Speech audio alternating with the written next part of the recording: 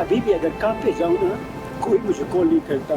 सिर्फ मेरे अब्बू हैं जो फालिज के मरीज हैं, वो बोल नहीं पाते, लेकिन वो सिर्फ मुझे कॉल करते हैं कि कहाँ हो और कैसे हो।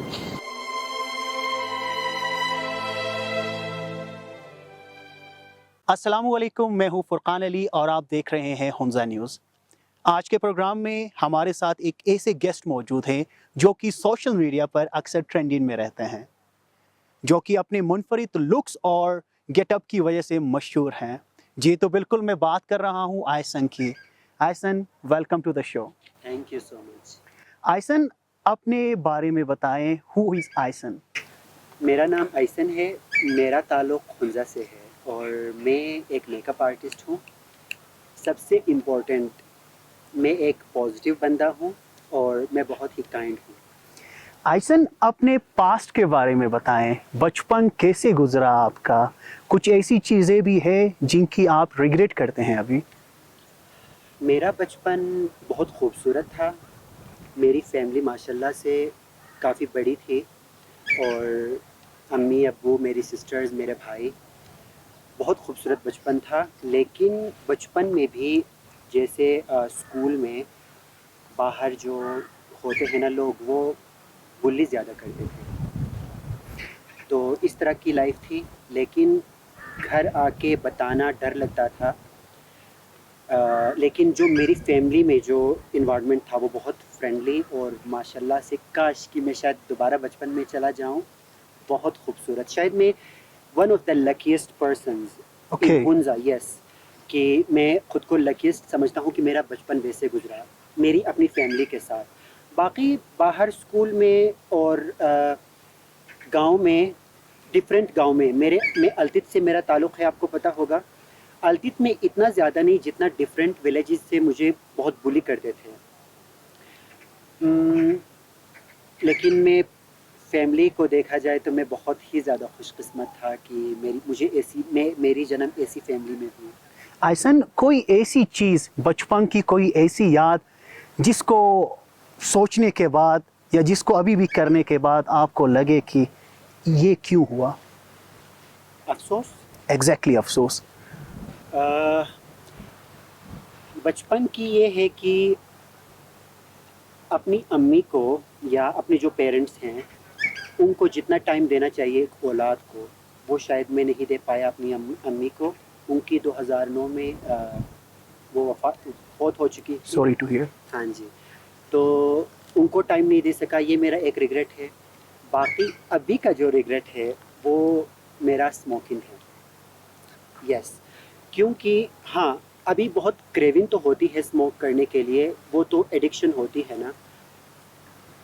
मुआशरे की दबाव, काम का स्ट्रेस, सबको सेटिस्फाइड करना, घर का और बाहर का सब कुछ, जो सिचुएशन होता है, जो दबाव होता है, उसको बैलेंस करना।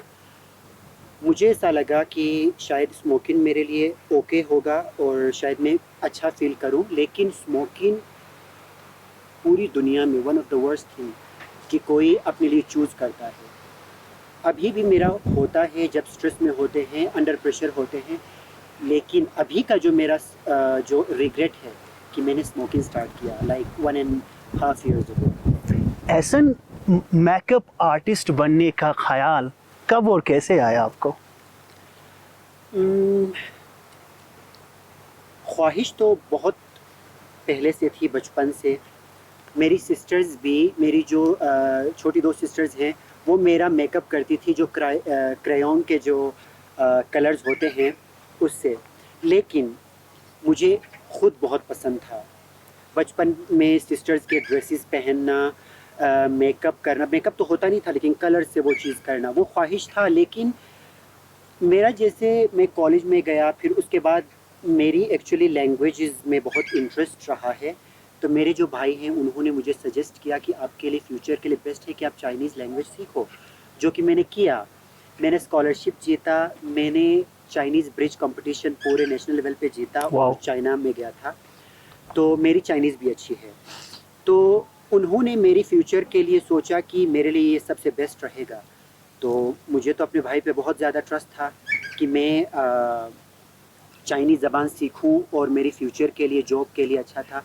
लेकिन उनकी मैंने बात मानी, मैंने जॉब्स भी की हैं, मैंने बीकन हाउस में पढ़ाया इस्लामाबाद, पिंडी, और उसके अलावा ये कश्मीर में नेस्पाक के अंडर मैंने एज अ ट्रांसलेटर काम भी किया है। ओके। लेकिन जो बाहर लोग मुझे बुली करते थे, इवन मेरे बाल छोटे थे, लाइक लड़के की तरह दिखना, सब कुछ, वो जो एक नॉर्मल लोगों को लगता है ना कि दिस इज़ नॉर्मल, वो चीज़ था। लेकिन बुलिंग की वजह से मुझे और लोग प्रेशर में डालते थे।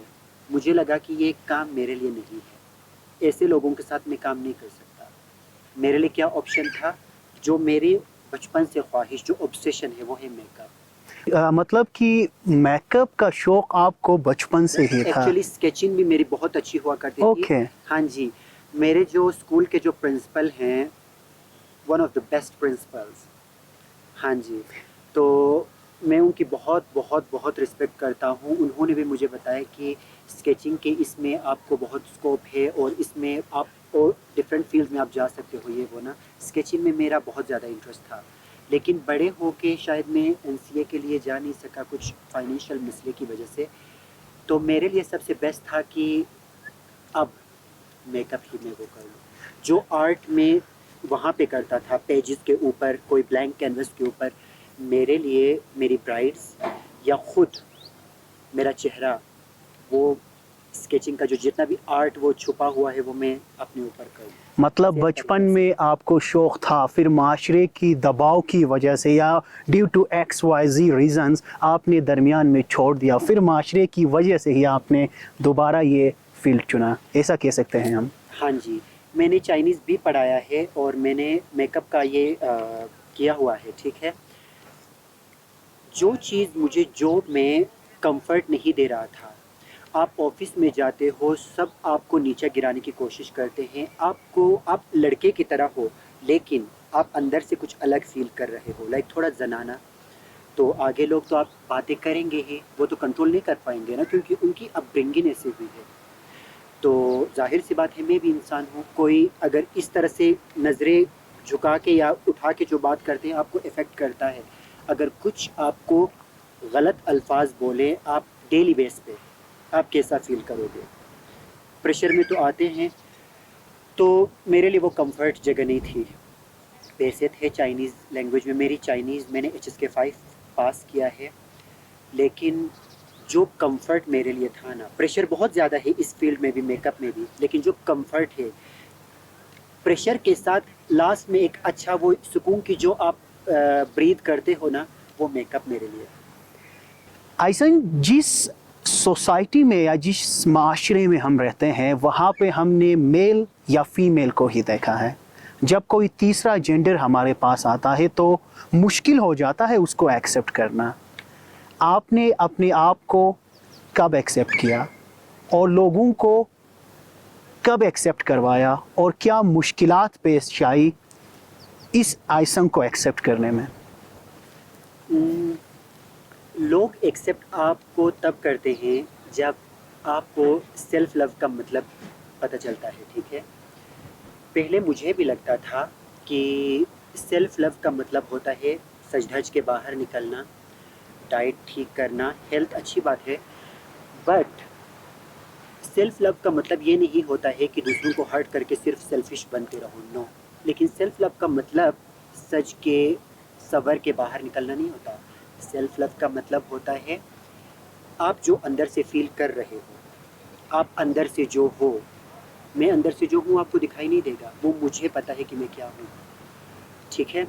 तो जिस दिन कोई अपने आप को एक्सेप्ट करता है ना कि आप ये हो, दुनिया आपको एक्सेप्ट ना करे, आप खुद को जब एक्सेप्ट करना स्टार्ट करते हो ना, आपके सराउंडिंग में जितने भी लोग हैं सब आपको एक्सेप्ट करना स्टार्ट करते हैं। मतलब ये नेचुरल बात है ना। शुरू में चुभेगा लोगों को कि ये क्या हो रहा है, ये है वो, उनको नहीं पता कि मेरी लाइफ में मेरे दिमाग में क्या चल रहा है, मेरे अंदर में मेरी क्या फीलिंग्स हैं। उनको लग रहा होगा कि पता नहीं ये ड्रामे कर रहा है, ये वो। बचपन में तो मैंने ड्रामे नहीं की थी, मुझे तो बचपन से फीलिंग है, मेरे क्लास फेलोज़ को पता है, मेरी लड़की क्लास फेलोज़ को पता है, मेरे जितने भी फ्रेंड्स थे, मेरे फैमिली को भी पता था कि बचपन से मेरे कुछ जनाना वो हरकतें थी। मैंने बचपन से जितने भी मेरे फ्रेंड्स रह चुके हैं, सब ने मुझे फ्रेंड नहीं समझा। एक हद तक मेरे साथ आए, उसके बाद मुझे छोड़ दिया, या कोई भी मुझसे बेनिफिट लेने की कोशिश की, काम के हवाले से या कोई पैसे के हवाले से, कुछ भी हो, ठीक है। मुझे बाद में रियलाइज़ हुआ कि आपके साथ तो कोई किसी ने नहीं रहना, लाइफ आपकी अपनी है, स्ट्रगल आपका अपना है। तब मुझे एहसास हुआ कि जो ये फेक में लड़के के उसमें रह रहा हूँ, वो एक फेक चीज़ है। जो मर्द हजरात हैं, जो लड़के हैं, गुड फॉर देम, अगर वो उस तरह वो फील करते हैं तो जो कि वो उनके लिए है ना, क्योंकि वो उस तरह फील करते हैं। मैं उस तरह फील नहीं करता, वो मुझे पता है कि मैं किस तरह फील करता हूँ। और आपको आप देखें कि मेरी लिबास बिल्कुल डिफरेंट है और मेरा बोलचाल है, मैं करता हूँ, जाता हूँ, इस तरह मैं बोलता हूँ, मैं प्राउड हूँ। किसी के मैं जाता हूँ, करता हूँ या करती हूँ कहने से किसी की अंदर वाली जो ऑथेंटिक एक जो बीइंग है, वो चेंज नहीं होता। आइसन, सोशल मीडिया पे हमने अक्सर यही आपके ऊपर तनकीद देखी है कि जिस तरीके से आप सच के सवर के और फीमेल की तरह बन के बाहर जाते हो, इससे हमारे आने वाले नस्ल पे नेगेटिव इम्पैक्ट पड़ेगा। आपको क्या लगता है? हमारे जो मुआशरे में जितने भी हैं, उन पे इम्पैक्ट पड़ेगा नहीं पड़ेगा? एग्जैक्टली।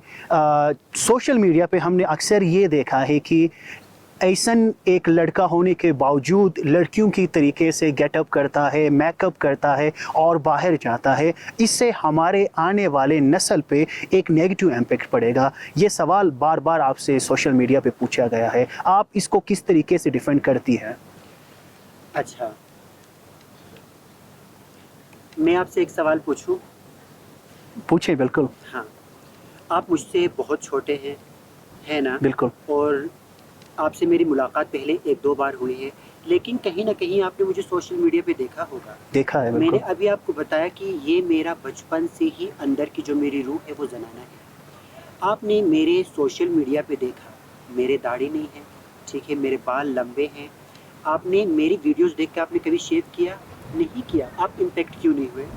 इसी तरह यही सेम एग्ज़ाम्पल है, लाज़मी नहीं है कि अगर मैं जो कुछ करूँ सारे मर्द वो लिपस्टिक लगा के मेकअप करके बाहर निकलना। उनको खुद पता है, वो अपने अंदर झाँक के कि उनके अंदर मर्द है या वो एक खातून की तरह या एक औरत की तरह वो फ़ील करते हैं। Simple is that. आप क्या फ़ील करते हैं? आप जो फ़ील करते हैं वही गेटअप आपका होगा। आप जो फ़ील करते हैं वैसे आपका बोलचाल, चाल-चलन होगा। ये मेरा वो है, ये मेरी ज़िंदगी है और मैं ऐसा फ़ील करता हूँ। सोशल मीडिया पे मेरे ये वीडियोज़ डालना या मेरा गेटअप करना, मैंने पहले बताया कि ये बचपन से मैं लड़के के उसमें बहुत ज़्यादा लाइक एक केज में था। जैसे मैंने खुद को एक्सेप्ट करना स्टार्ट किया, सेल्फ एक्सेप्टेंस या सेल्फ लव कह सकते हैं, बिल्कुल। तो